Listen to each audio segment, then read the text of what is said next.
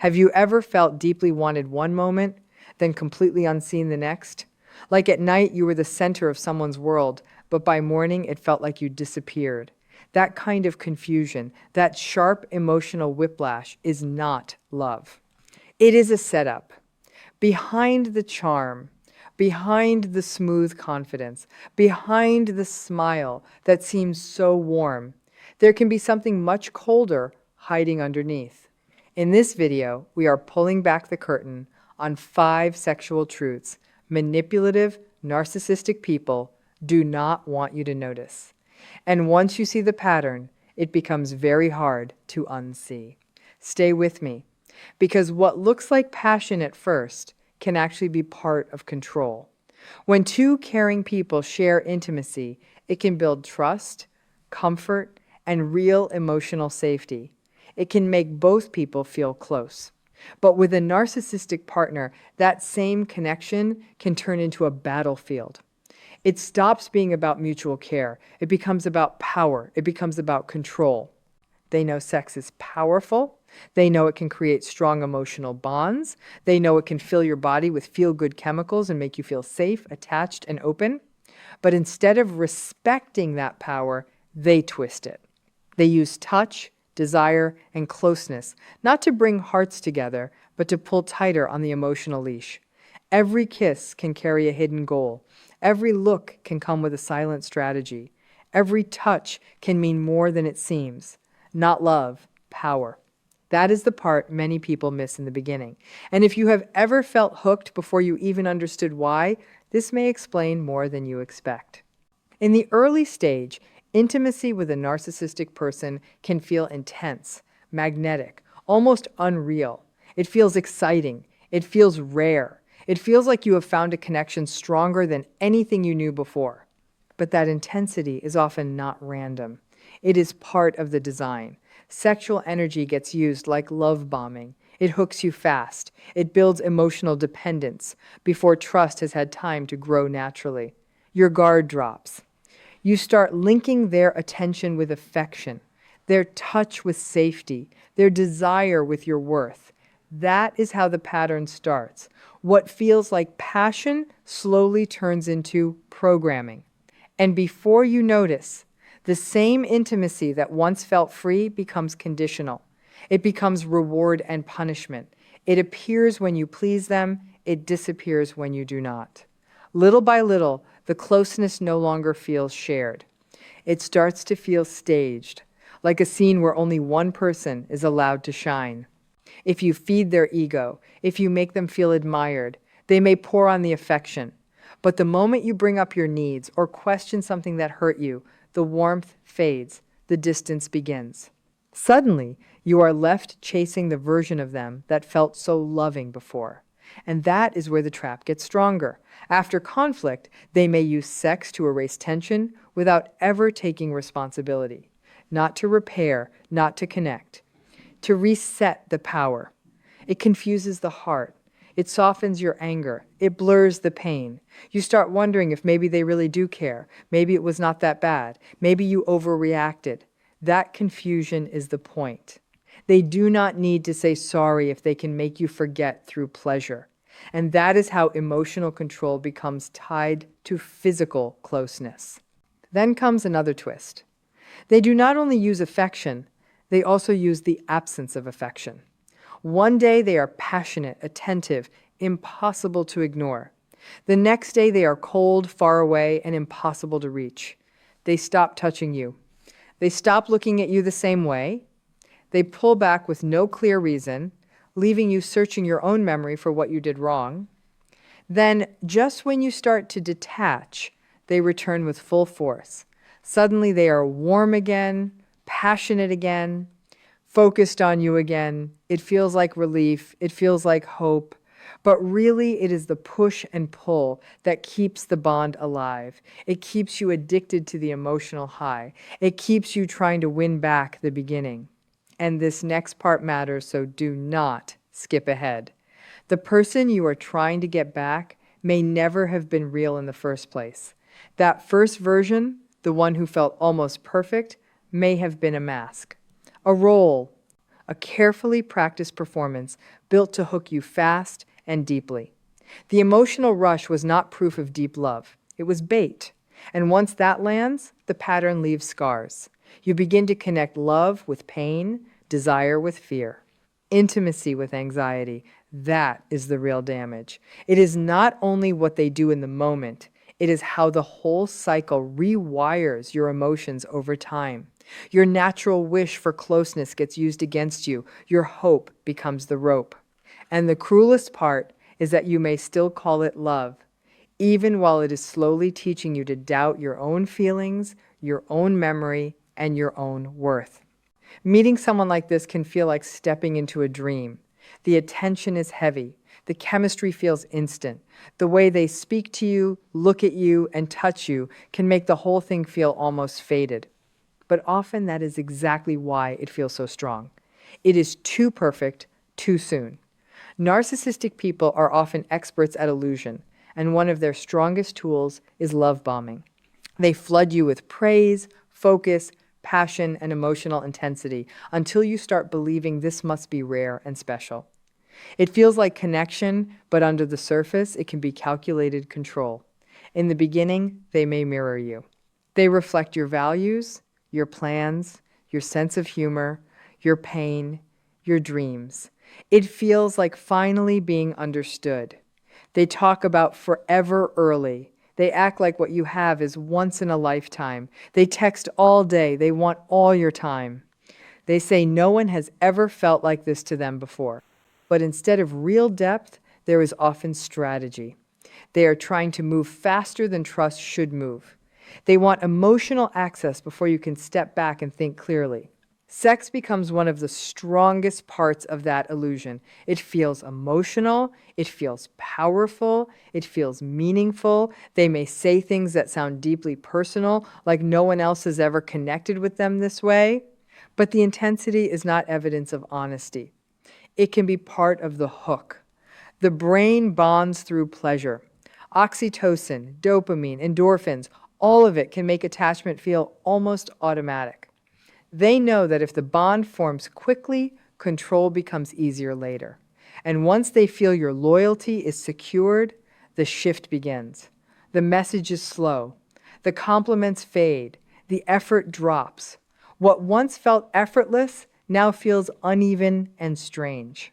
The same person who once praised everything about you starts noticing faults instead. And when you ask what changed, they turn it around until you question yourself. That is when gaslighting starts doing its work. You notice the distance, you notice the drop in warmth, you notice the passion is no longer steady, and maybe never was. But when you bring it up, they tell you that you are imagining things. They say you are too sensitive, too emotional, too demanding. They act confused by your confusion. And because the beginning felt so powerful, you are more likely to doubt your own reading of the present. You think, maybe I am overthinking this. Maybe stress changed things. Maybe if I try harder, it will come back. But here is the hard truth. The person you fell for may have been a role, not a reality. The strong bond you believed in may not have been mutual love at all. It may have been a trap designed to pull you in before the mask slipped. By the time you see the pattern clearly, you are already emotionally invested. You are already longing for the earlier version of them. You are already chasing old warmth like it proves something real is still there. Do not miss this part. The first flood of affection was not always devotion. It was often an opening move. Once they know you are attached, they no longer have to work as hard. And because your heart is already involved, the confusion cuts even deeper. You do not just miss them, you miss the person you thought they were. That is why so many people stay trapped longer than they expected. They are not only holding on to a relationship, they are holding on to a story that felt beautiful in the beginning. And when that story starts falling apart, the mind fights to save it, even when the body already feels the damage. Most healthy people enter relationships looking for closeness, support, warmth, and shared growth. A narcissistic person often enters for different reasons. They want admiration, they want attention, they want control, their self-image is fragile, and they need constant outside fuel to hold it up. That need shows up in every part of the relationship, including sex and emotional intimacy. Real closeness is risky to them. Vulnerability feels dangerous. Being truly known threatens the image they work so hard to protect. Deep down, many of them fear being exposed as ordinary, weak, or unworthy, so they avoid true emotional openness. Sex may begin with fire, but it often centers on performance rather than connection. If they seem attentive, it may be because they want to be seen as unforgettable, amazing, irresistible. They want praise. They want to feel powerful. They want to hear how special they are. The second the attention shifts away from them, the spark can fade. Your satisfaction matters only as long as it feeds their ego. And once that purpose is served, the act loses emotional value. What hurts even more is what happens when intimacy starts becoming real. Real closeness needs honesty. It needs mutual emotional exchange. It needs trust. Those things often make them uncomfortable. So the moment a conversation becomes too real, they may withdraw, make a joke, change the subject, become critical, or shut down completely. Their mask starts to crack when closeness becomes genuine, so they cover that fear with distance or control. And here is the heartbreaking reality. You may keep giving more of yourself, hoping to build something meaningful, while they take only what serves them. Attention, praise, control, validation. To them, love is not a meeting of equals. It is possession, it is access, it is supply. Until that becomes clear, people often stay stuck, reaching again and again for a warmth that was only offered when it served a purpose. This is why so many partners end up feeling starved inside the relationship. You can be physically close and still feel emotionally abandoned. You can lie in the same bed and feel 1,000 miles apart. You can try to have real talks about trust, growth, pain, healing, and connection, only to be met with silence, flat answers, mockery, or that cold, distant stare that makes you feel foolish for even trying. Over time, this becomes deeply confusing. How can someone who once acted obsessed with you become this detached? How can someone so intense become so emotionally absent? The answer is painful but simple. They were never planning to build the kind of intimacy you were hoping for. When you reach for emotional depth, they may treat you like you are needy, dramatic, or asking for too much. They may act like your desire for closeness is a burden. But your needs are not too much. Their capacity for real intimacy is too little. Relationships like this often become transactions. They give just enough to keep you close, just enough to keep the picture alive, just enough to protect their access to admiration and comfort. But when the thrill fades, or when attention moves away from them, they start looking elsewhere for fresh fuel.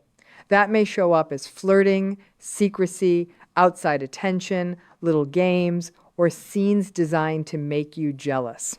Because being the center of emotional gravity is what they crave.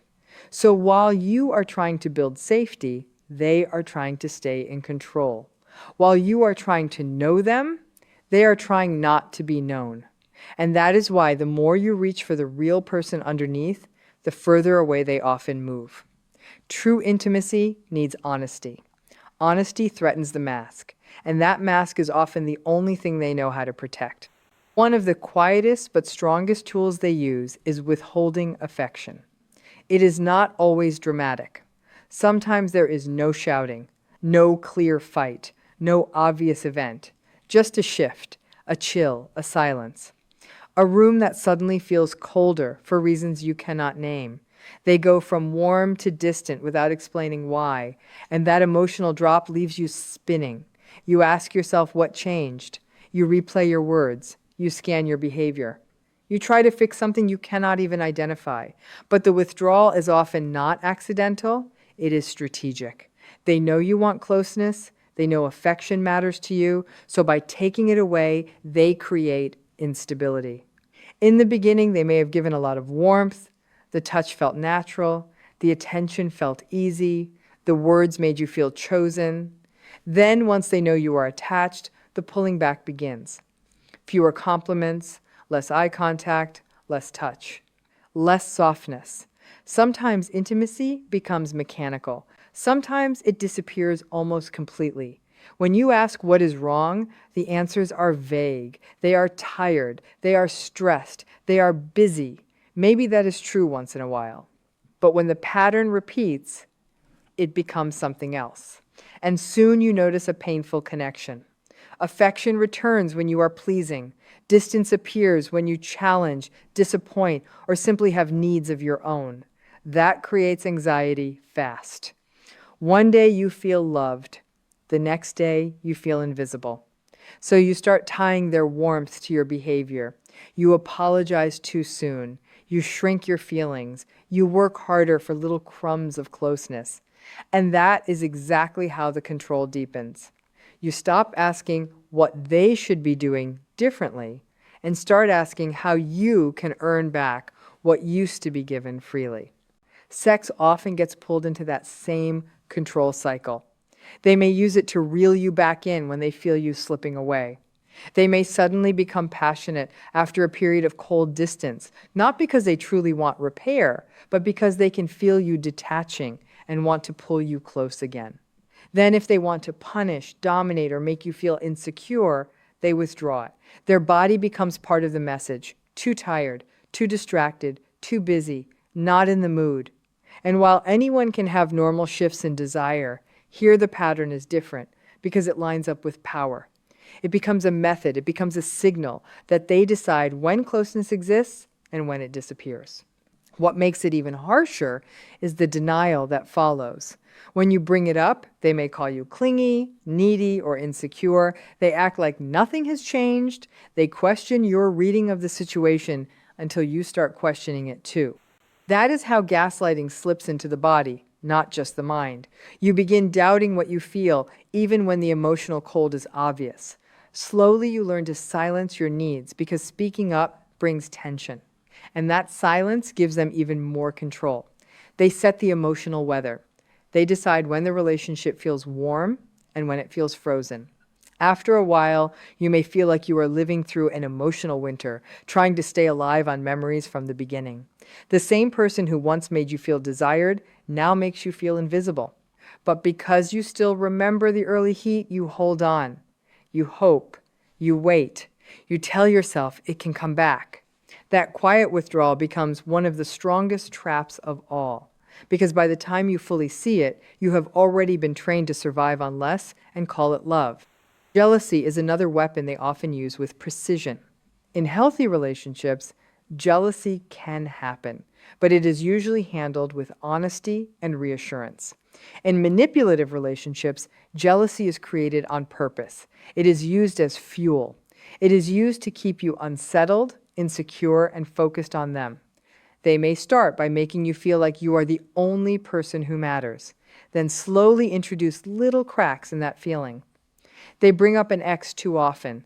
They talk about someone from work in a way that feels off. They compliment another person's looks, energy, or charm right in front of you. They flirt just enough for you to notice, but not enough to admit. And yes, it feels intentional because many times it is. They enjoy the reaction. Your discomfort proves your attachment. Your anxiety feeds their ego. When you speak up, they often act innocent. They say you are reading too much into it. They laugh, they roll their eyes, they accuse you of being dramatic. They say you are too jealous, too controlling, too suspicious. This is how the trap tightens. You feel hurt, but they make your hurt look like the problem. They shift attention away from their behavior and onto your reaction. Then, because you do not want to seem insecure, you start suppressing your instincts. You try to stay calm, you try to look unbothered, you try to be the easy, trusting partner, even when something inside you knows the pattern is not clean. Meanwhile, they keep going. More comments, more little hints, more situations that make you compare yourself to other people. It is not always because they want the other person. Often they want the effect on you. They want you wondering if you are enough. They want you trying harder. They want you afraid of being replaced. And that fear is what keeps many people stuck. If they can make you feel replaceable, they can make you work for reassurance that should never need to be earned that way. You become hyper-aware. You watch your tone. You watch your body. You watch your words. You compare yourself to strangers. You replay every interaction looking for clues. And when they finally give you a little affection, a little attention, a little warmth, it feels like relief so strong that you mistake it for love. But it is not love. It is conditioning. It is a cycle of confusion, reward, distance, and control. You start changing shape to fit their moods. You lose pieces of yourself trying to become whatever version of you seems safest that day. You feel anxious when they are near, more anxious when they are gone. It is like emotional gravity pulling you back into the same pain again and again. And that is the cruel center of it all. Control does not always look loud. Sometimes it looks like silence. Sometimes it looks like a delayed text, a cold glance, a missing touch, a story meant to make you jealous, a sudden burst of passion after days of distance. These small things train your heart to wait for permission to feel secure. But love is not supposed to make you feel small, confused, and hungry for crumbs. Love is not supposed to make you question your memory, your needs, or your value. If someone keeps you trapped in fear, uncertainty, and constant emotional chasing, that is not intimacy. That is dependency built by manipulation. And once you truly see that pattern, you can stop asking how to win them back and start asking the question that changes everything. Why was I taught to believe this was love at all?